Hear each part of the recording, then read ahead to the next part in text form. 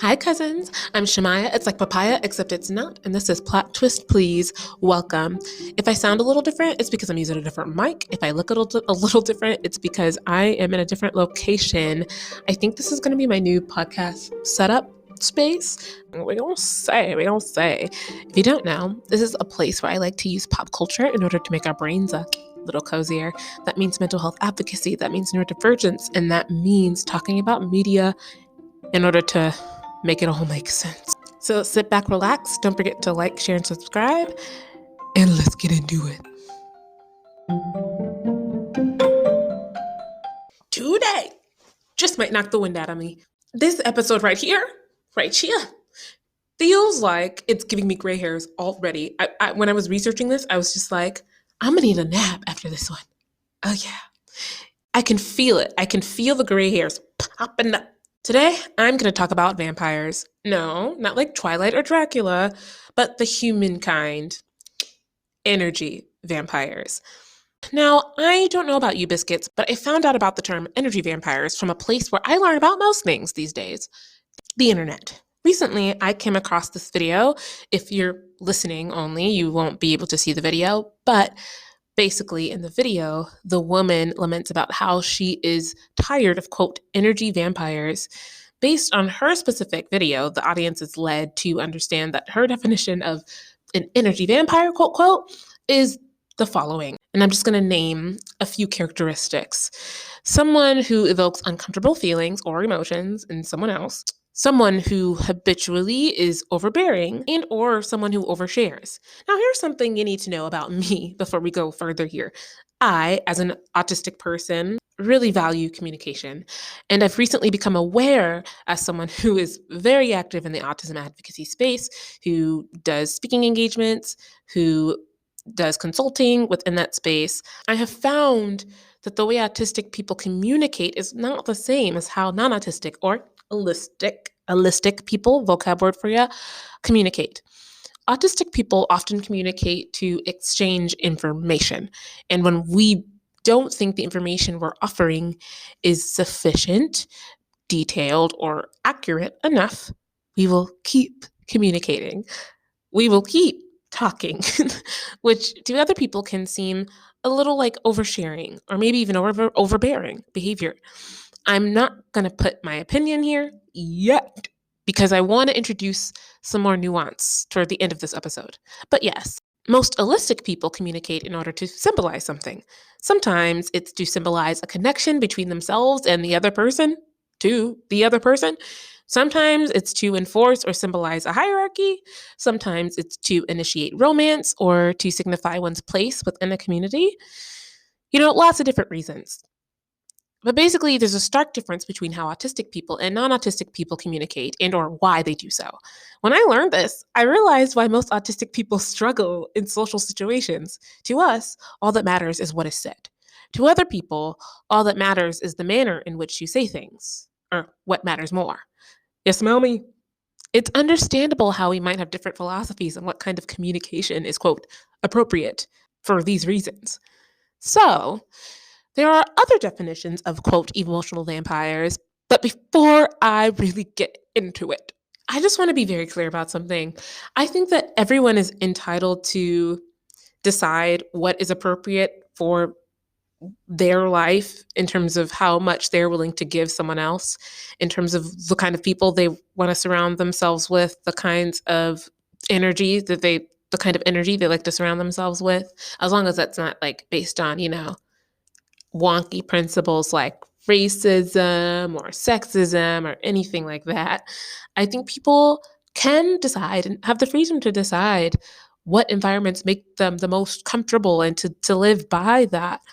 But I also feel like sometimes people like to shelter themselves in the bubble of self-care, right? With this whole self-care movement going on, I think people like to shelter themselves, which in turn, in my opinion, stifles them from growing, causes them to not meet other people or interact with other people or develop relationships with people who exist outside of their comfortability zone or who operate in a way that they are not familiar with or have different life experiences than they do. And I think that is a crucial part of community. I think I think that your community has the capability to fundamentally change who you are, to fundamentally change what you value, and to stretch what you are capable of in terms of empathy. I think communities are capable of doing that, and the kinds of communities we cultivate can dictate that long term. But what I find is a lot of people, and I don't know if it's a neurotypical thing or if it's just a survival mechanism for a lot of people, but a lot of people would rather be comfortable than to be, what's the word? Than to be challenged, which maybe is a very human thing, a very human instinct. But I kind of want to push back at that. And I'm finding more and more as I grow older and more mature, I suppose, I hope, that I'm finding that I crave opportunities to grow. I crave opportunities to expand what I think I'm capable of in terms of empathy, what I think I'm capable of in terms of who I can make space for in my life. That might be just a me thing. And I think that instinct might vary from person to person, based on what people are dealing with mental health wise, people have different capabilities. But I also just feel like this might sound very kumbaya and cheesy, but we're supposed to be in diverse communities. We're supposed to learn from people beside us. We're not supposed to be surrounded by people who are telling us the same thing that we already think. It reminds me of echo chambers on the internet, or how the algorithm is set up for very specific people in very specific ways in order for them to come across ideas and opinions that mirror their own already. But that to me is more terrifying than coming across an ideology or a value that doesn't mirror your own.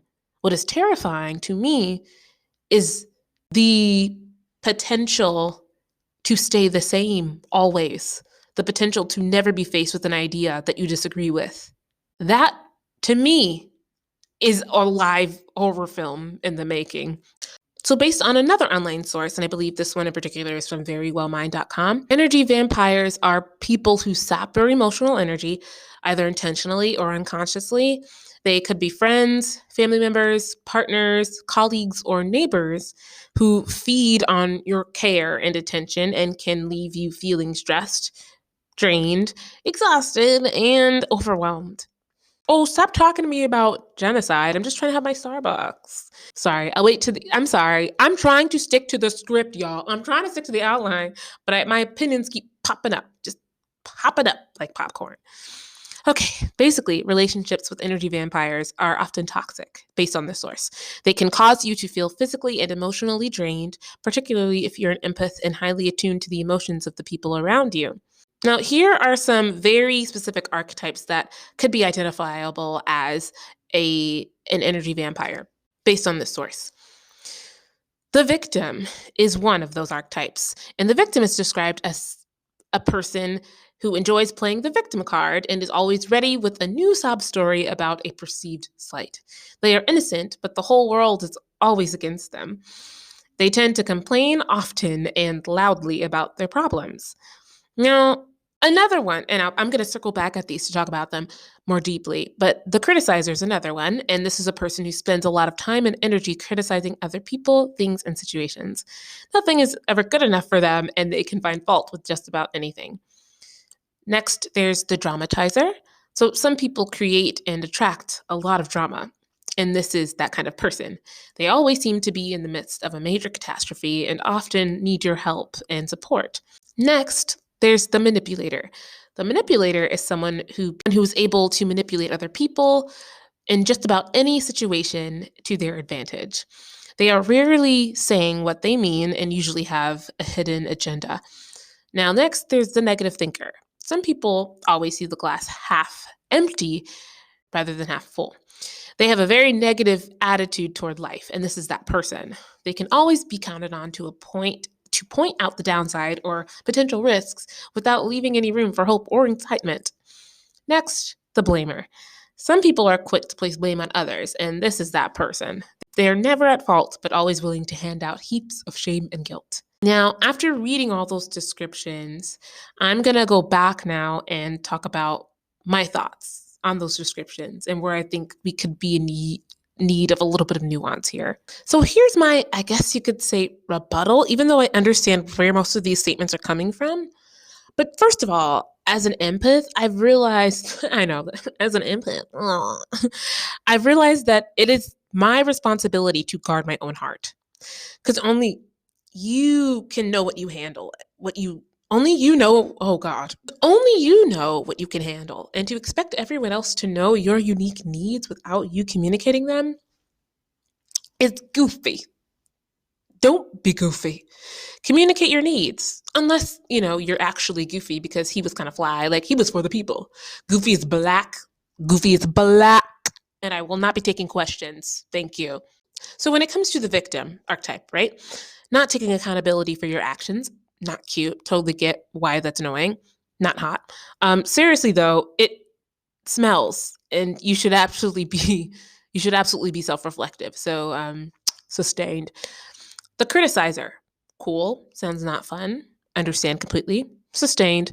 The dramatizer, kinda sus. Not sustained, but sus. Because needing support is not something I consider to be inherently negative. And in that definition, it was talking about how someone who is categorized as this kind of person, i.e. an energy vampire, is someone who constantly needs support. Now, with that said, I wonder if people are having conversations where if someone is asking for too much in terms of emotional or mental support, I wonder if in those situations, the person who's offering the support ever says, I can't right now. Or like, I don't have the capacity for that right now. Like, am I bugging? Can't people just say that? Like, am I bugging? Like, but I get that like people don't want to feel like they're letting their loved one down and they don't want to feel like the bad guy. But sometimes you really do have to be the bad guy if it means that you're protecting your well-being. Sometimes you've got to be the bad guy, quote, quote. If your friend is a true friend, then they'll understand. Again, everyone does not have the same mental capacity. So I feel like the support should be able to be fluid from friend to friend or from loved one to loved one. In moments where one of you need the other, I think that's when that friendship or relationship is strengthened. Now, when it comes to the manipulator, honestly, this word means something very specific to me, and I think to a lot of like professional mental health specialists. And that definition being someone who tries to manipulate your feelings or your mental state for their own personal gain. Yeah, that's not great. And so sustained. But the negative thinker one is the one that trips me up, because like, what if you're depressed? Like, overruled. I'm sorry. What if you're depressed? And the blamer, okay, I also understand that someone who doesn't have accountability can be really off-putting.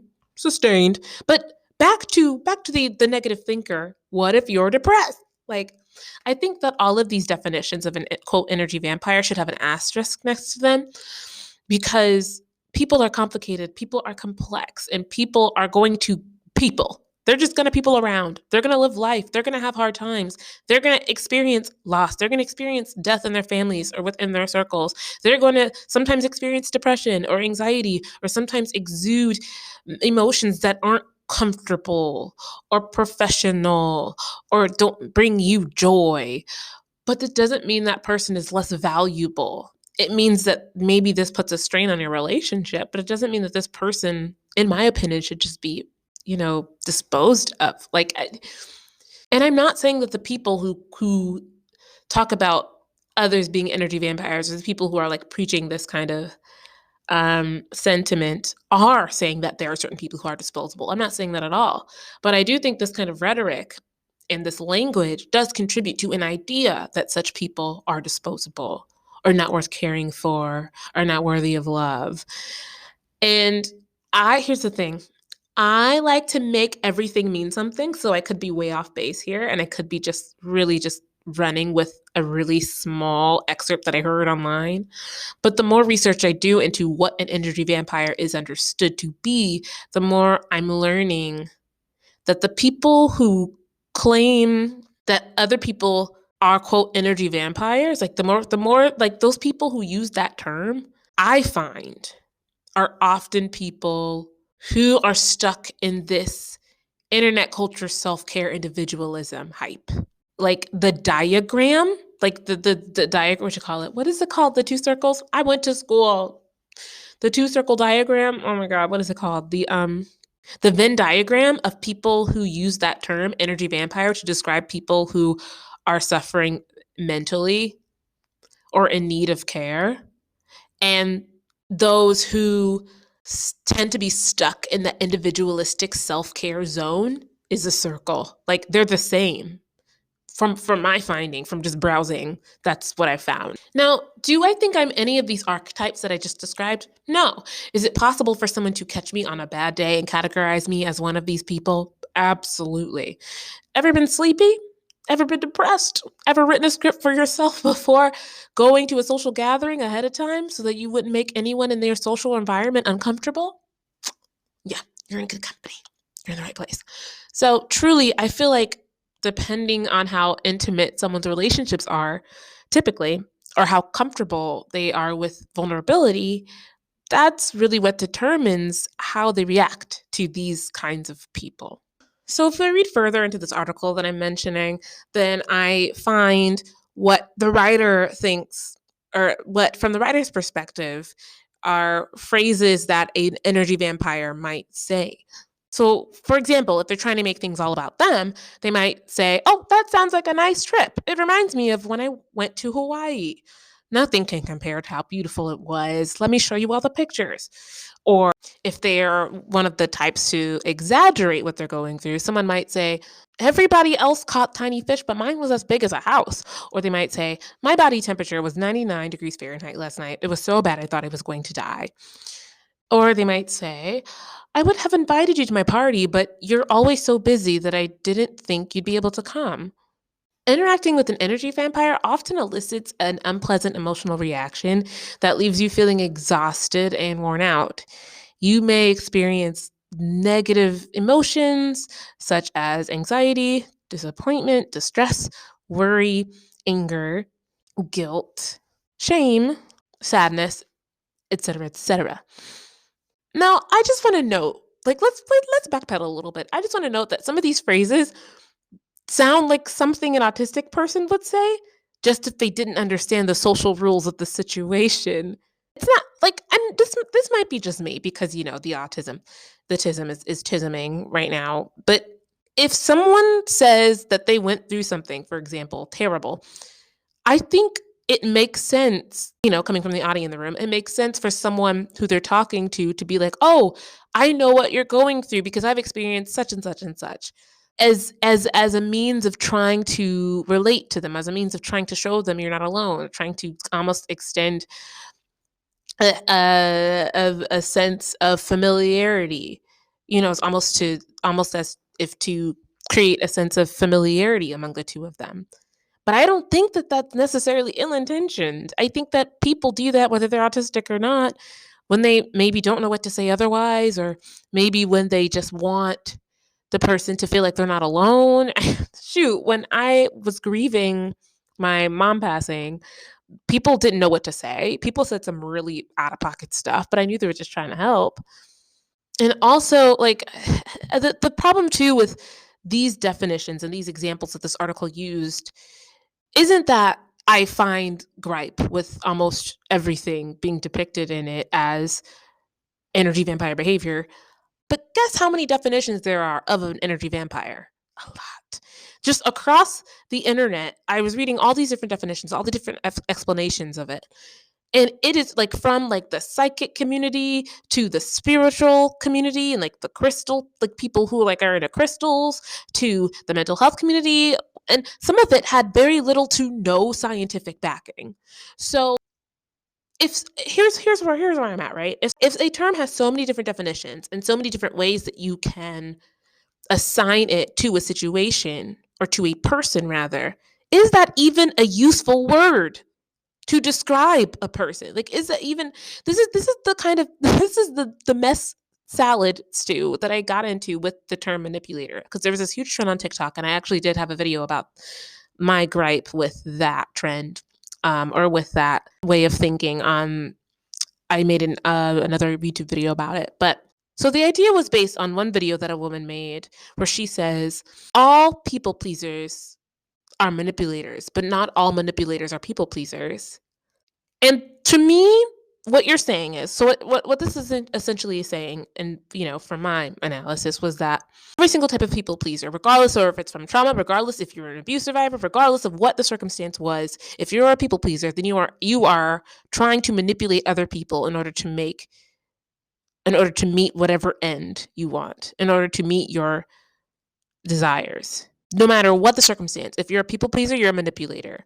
To me, it isn't nuanced enough. It's not nuanced enough, because if you're saying an abuse survivor is a manipulator, what you're doing is giving ammunition to the abuser to weaponize against the survivor. And it just gets into this muddy water where we're like using a bunch of word salad with all these terms that don't make any sense anymore and don't actually help us communicate what we're trying to say anymore, because we have decided that everything means everything. If everything means everything, then nothing means anything. Like, do you know what I'm saying? Like, if everything can be boiled down to one specific kind of behavior, then that description is not, it's not specific enough, it's not nuanced enough for us to be able to have a productive conversation. Like, if every single type of person is a manipulator, right? Then the word manipulator loses its meaning. If every kind of person who is going through a hard time or is exuding an emotion that is not positive, quote, quote, even though I don't believe that emotions are positive or negative, I believe that they're neutral, then the term energy vampire can mean anything anyone wants at any point in time. So at that point, is it even useful? And that's the point that I'm trying to make, really. Also, another point I'm trying to make is that killing the vibe, quote, quote, is now synonymous with being a toxic person. And it is blowing my mind. And I don't even agree with the term toxic person, because I don't think that's helpful either. Truly, I feel like depending on how intimate someone's relationships are usually in their lives, or how comfortable they are with vulnerability, that is really what determines how they use the term energy vampire. Because someone who is not used to intimate or vulnerable relationships, being vulnerable or being on the receiving end of vulnerability, might view any emotion that is not all lollygagging and fun times as energy vampire behavior. Is the solution completely cutting people out of your life? I feel like that's up to the person, but I think that when we start labeling people and not behavior, that's when we get into dicey territory.